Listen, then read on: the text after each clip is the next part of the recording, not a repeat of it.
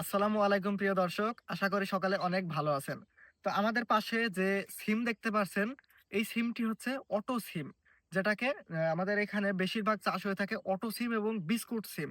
তো তার মধ্যে অটো সিম যেটা সেটার দাম অনেক বেশি এবং চাহিদা অনেকটা বেশি। কারণ খেতে সবথেকে বেশি স্বাদ লাগে সেটি হচ্ছে অটো সিম। তো বিস্কুট সিম এবং অটো সিমের মধ্যে পার্থক্য হচ্ছে এই যে যেই অটো সিমটি দেখতে পাচ্ছেন এটা দেখুন হালকা একটু লম্বা টাইপের এবং চিকন মতো। তো এটাকে অটো সিম বলে থাকে। এবং যে বিস্কুট সিমটি রয়েছে সেটি হচ্ছে হালকা একটু মোটা টাইপের। যেটি আপনারা দেখতে পাচ্ছেন যে হালকা একটু মোটা টাইপের সেটি হচ্ছে বিস্কুট সিম। তো এই বিস্কুট সিমের টেস্ট অটো সিমের তুলনায় একটু কম এবং বাজারজাত হালকা একটু কম। দামে একটু কম পাওয়া যায় এবং ফলনে অনেকটা বেশি হয় হচ্ছে বিস্কুট সিম। এবং ফলনে একটু কম হয় সেটা হচ্ছে অটো সিম, কিন্তু এর চাহিদা বাজার অনেকটা বেশি থাকে এবং দামও অনেকটা বেশি। তো এই যে আমরা যে বাগানটিতে এসেছি এই বাগানটি আপনারা দেখতে পাচ্ছেন কতটা বড়। আমাদের আইডিয়া এটি প্রায় ১.৫ বিঘা জমির উপরে হতে পারে। এবং এই যে চাষী চাষ করেছে তিনি অনেকটা লাভবান হয়েছে। কারণ আমরা দেখতে পাচ্ছি যে সিমের বোটা রয়েছে অনেক, যেখান থেকে সিম অনেকটা হারভেস্ট করা হয়েছে। এবং এখনো থোকায়, থোকায় আমার পাশে দেখতে পাচ্ছেন থোকায়, থোকায় কিন্তু সিম রয়েছে। এবং শুধু এইখানেই শেষ না, বাগানের প্রত্যেকটা আনাচে কানাচে এই ধরনের সিমই ধরে রয়েছে। তো আমরা সামান্য পরিমাণে আপনাদের এই বাগানটা একটু ঘুরিয়ে দেখাবো যে শুধু এই জায়গায় নাকি সব জায়গায় একই পরিমাণে সিম ধরেছে। তো আপনারা এই যে বাগানটি এদিক পারে আমার সাথে একটু যদি আগে এসে দেখেন, তাহলে পরে দেখবেন যে এই জায়গায় অতিরিক্ত সিম ধরেছিল আগে।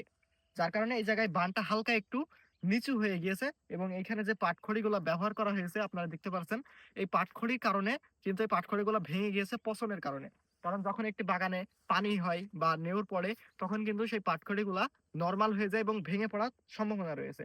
তো আমার এই যে পাশে দেখতে পাচ্ছেন যে এখানে কি পরিমাণে সিম রয়েছে এবং এই যে ফুলও রয়েছে আপনারা হালকা, হালকা লক্ষ্য করতে পারবেন। এগুলো হচ্ছে সব জালি সিম। তো এই জালি সিম কিন্তু এই বাগানে প্রচুর পরিমাণে রয়েছে। আশা করা যায় চাষী এখনো প্রায় ১ থেকে ১.৫ মাস সিমগুলা বিক্রি করতে পারবে। তো এই হচ্ছে বাগানের সৌন্দর্য। এবং আপনাদের বলে রাখি যে যারা সিম সম্পর্কে জানেন না বা সিম চাষ করতে চান তারা অবশ্যই YouTube এ অনেক গাইডলাইন দেওয়া আছে। সেখান থেকে ভিডিও দেখে আপনারা ছাদ বাগানের জন্য নিজেদের চাহিদা পূরণের জন্য সিম লাগিয়ে খেতে পারবেন।